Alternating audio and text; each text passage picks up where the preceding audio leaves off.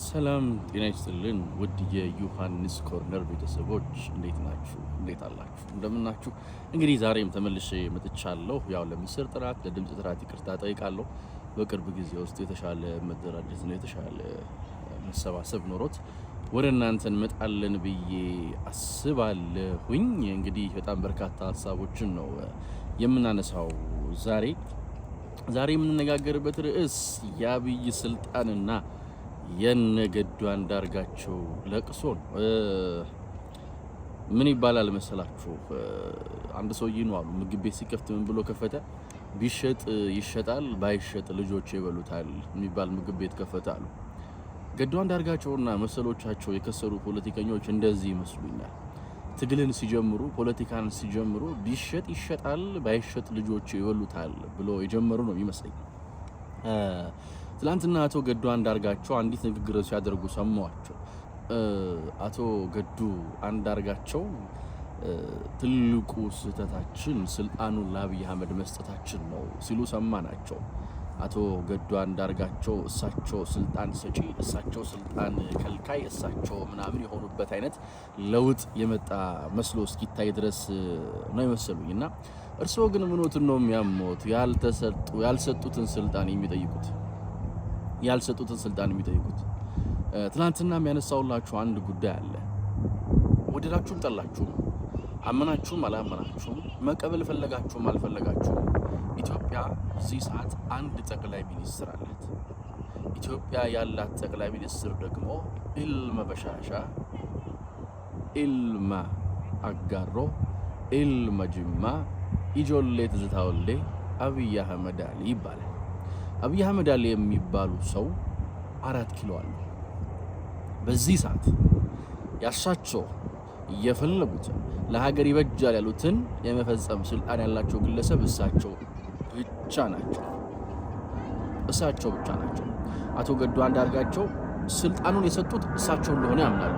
ስልጣኑን መስጠት አልነበረብንም መስጠታችን ነው ስህተታችን ብለው ያምናሉ። ነገር ግን ስልጣኑን ስልጣኑ ሰው ያመጣው ስህተት ነው የሚሏቸው ስህተቶች ግን የሚያሸክሙት ለአንድ ግለሰብ ነው። ትላንት አቤቶ ኪቾ ላይ በስልክ ያልኳት አንድ ሀሳብ ነበረች አይደል? እርስዎ ግን እስከ መቼ ነው ከመረቋ ጉርሱኝ ከስጋው ጦመኛ ነኝ የሚሆኑት? እስከ መቼ ነው እንደ አቶ ገዱ አንዳርጋቸው ያለ በጣም በግምገማ የደቀቀ ለአማራ ሕዝብም የማይበጅ አሁን ካለው ትግል ጋርም የማይግባባ አመጣውት ላለው ለውጥ እንኳን መታመን ያልቻለ ዋጋ ከፍየለታለው ላለው መንገድ በራሱ መታመን ያልቻለው ቡድን በምን ስሌት በምን መስፈርት ነው ሀገር የሚያሻግረው? እንደው ስልጣኑ ቢሰጡትስ እንደው ምን ሊያደርጉት ነው? ታሳውሱ ከነበረው አቶ ገዱ አንዳርጋቸው ያው ኢትዮጵያ ብሔር ኩታ ስልጣን በብሔር ኩታ ነው እንዳይገፋ እንዳይነጠቁ ተብሎ የተሰጣቸው አንድ ስልጣን ነበረ። የምንድን ነው የሚባለው? የውጭ ጉዳይ ሚኒስትር እና ውጭ ጉዳይ ሚኒስትር እያሉ ጉድ ሞርኒንግ ሲባሉ ጉድ አፍተርኑን እያሉ ያስቸግሩ ነበር አሉ ነው መቼስ ወሬ አይደበቅም። አቶ ገዱ የሰኔ 16ን ግድያ ጉዳይ እናንሳው እንዴ? ይነሳ እንዴ? እናውጋው እንዴ? ከመጣሽ ማርያም ታምጣሽ ብለን እናውጋው እንዴ? እርስዎ ራስዎት ስላነሱት ማለት ነው። እርስዎ ራስዎት ስላመጡት ማለት ነው። ተው አንረሳውም ግን አናነሳው። አንዳንዱ ነገር ተከድኖ ይብሳል። እንደዛ ነው የሚሻል።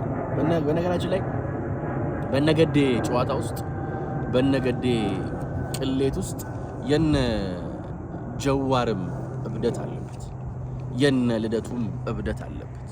የለየለት እብደት የለየለት ሽንፈት ውስጥ ነው ያሉት ሰዎች።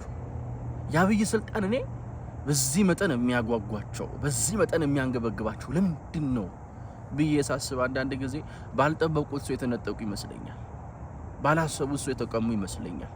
በመሰረቱ አብይ ላይ እንዲጮሁ እንዲህ በየሰፈሩ እንዲንጫጩ ያደረጋቸው አንድ ነገር ነው። ሁሉም በየሰፈራቸው የየራሳቸው ለማድረግ ታገሉ። ያንዳቸውም እንደማይሆን ሲገባቸው ወደ ተቃውሞ ገቡ እና ጀዋርም አለ፣ ገዱም አለ፣ ልደቱም አለ፣ ቲፒኤልኤፍም አለች፣ ያቺም ሁሉም አሉ። አንድ ነገር ማለት እፈልጋለሁ። ሺፈሳም አንድ ኳስ አይነፋም። ባጭር አማርኛ እንደው እንደ አማርኛ አንጀት የሚያርስ ቋንቋ የለም። አሁን ይሄንን በእንግሊዘኛ ምን እንለው ነበር? አይመጣውም። እንዴት አድርገን ነው የምንለው? ሺፈሳም አንዱ ጋር ሳይነፋ የለም በእንግሊዘኛ እና እናንተ ተንጠባጠባችሁ፣ እናንተ በየፌርማታ ወረዳችሁ። ሰውየው ላመጣው ለውጥ ታመነ። እኔ አቶ ገዱ አንዳርጋቸውን በአንድ ምሳሌ መስላችኋለሁ። ቤት ተከራይ ሲይዘውና ባለቤት ሲይዘው የተለያየ ነው። የለውጡን ባለቤት አያያዙን አይተን መለየት እንችላለን። ለውጡን እኔ አላመጣሁትም ከዚህ ለውጥ ልሽሽ ለማለት እንደ አብይ አህመድ በቂ ምክንያት ያለው የለም።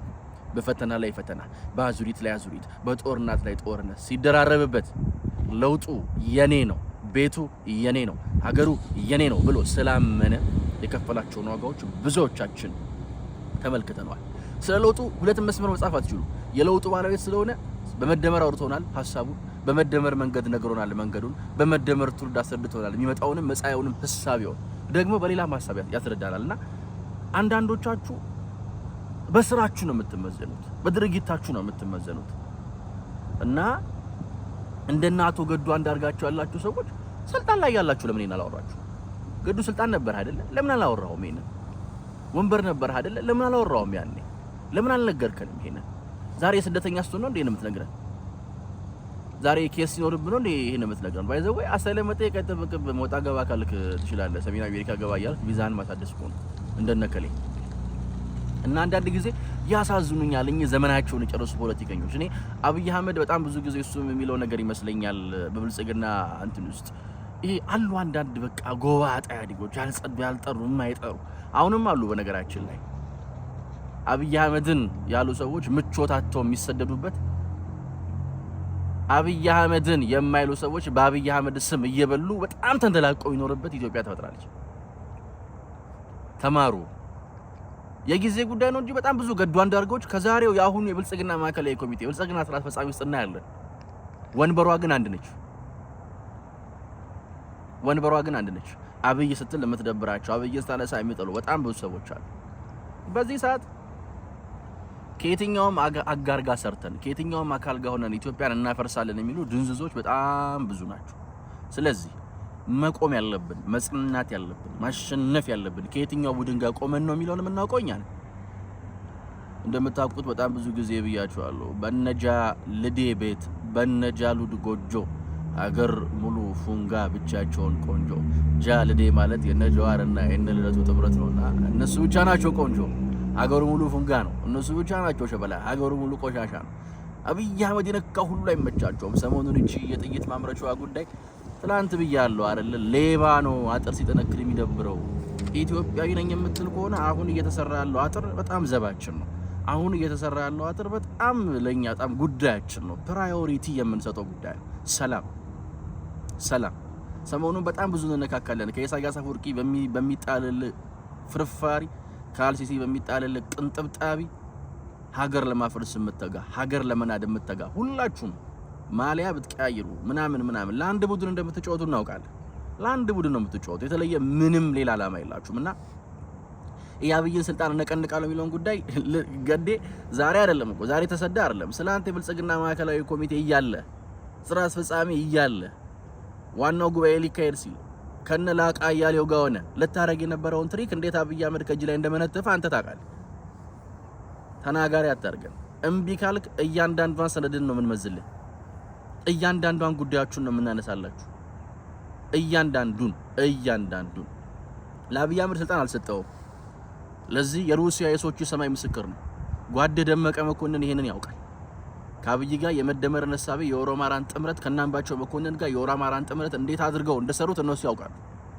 የሩሲያው የሶቹ ሰማይ የ2008 የአብይና የደመቀ መኮንን የበረዶ ላይ ንግግር ይሄንን ቃል ያጸናል። የመደመር መንገድ ይሄንን እውነት ያጸናል። ኢትዮጵያን ያለችበት መንገድ ይሄንን ያጸናልና አትደንዝዙ። እነኚህ ሰዎች ሚዲያውን ሁሉ እንዲሞሉት ያደረጋቸው ባይዘው ብልጽግና ዱዳ በመሆኑ ነው። አፍ የለውም። በጣም ብዙ ድንዝዞች ነው የተሸከመው። ይመቹኛል። እኔ በጣም መንግስት የሚደግፍ ሰው አይመቻቸውም። ስለ መንግስት የሚያወራ ሰው አይመቻቸውም። መንግስት አይመቻቸውም። የመንግስት ብር ይመቻቸዋል። መንግስት ደግሞ እነሱ ይመቹታል። እኔ አይገባኝም በምን መስፈርት እንደሆነ አንዳንዴ ምን የቱ ጋር ተላልፈን የቱ ጋር ተሰካክረን እንደሆነ አብይን ያሉ ሰዎች የሚጎሳቆሉበት በአብይ ስም የሚሸቀጡ ሰዎች የሚኖሩበት ሀገር እንደተፈጠረች አይገባኝም። በጣም ብዙ የተገላቢጦሽ ጉዳይ ነው። በጣም ብዙ ጉዳዮች ያነሳለሁ ከዚህ ጋር በተያያዘ። በዚህም ሆነ በዛም ግን የአብይ ስልጣን ያብይ ነው፣ የኢትዮጵያውያን ነው። ከፈለክ ምርጫት ይደርስና አክቹአሊ ምርጫት ይደርስ ይዛችሁ መጥቶትም ሐሳብ የላችሁ ምድረ ድዙዛኖች ናችሁ እናንተ። የከሰራችሁ ፖለቲከኞች ናችሁ። ስለዚህ ከቻልክ መቄዶንያ በጣም ብዙ ገንዘብ የተሰበሰበለት ነው። በጊዜ ሀገር ገብተህ መቄዶንያን ገብተህ ብትኖር ይሻላል። አክቹአሊ ሰሜን አሜሪካ ላይ ሌላ 10,000 መቄዶንያ መፍጠር የሚያስችል ዶላር ዘርፈህ ወጥተህ መቄዶንያ ግባ ማለት በራሱ በራሴ ዋጋ ሰፈርኩ አይደል? ይቅር በለኝ። በራሴ ዋጋ ተመንኩ አይደል? ማረኝና እንቀጥላለን ወይ ደግሞ እንቀጥላለን። እኔ ግን መለስ ቀለስ ያልኩ ሐሳቤን አጫውታችኋለሁ። መለስ ቀለስ ያልኩ ሐሳቤን አጋራችኋለሁ። ሁሌም እንደምለው እንደማይለወጥ አንድ ቃል የኔና የናንተ ሀገር እንደ ልማዷ ታሸንፋለች፣ እንደ ልማዷ ድል ታደርጋለች። አዲስ ትውልድ አዲስ ተስፋ ብለን ተነስተናል። ሁሉም ጥሩ ይሆናል። አብረን ደግሞ ተጉዘናል፣ አብረንም እንጓዛለን። ላይክ፣ ሼር፣ ሰብስክራይብ ማድረጋችሁ እንዳይረሳ። ቻው። ሁሉም ጥሩ ይሆናል።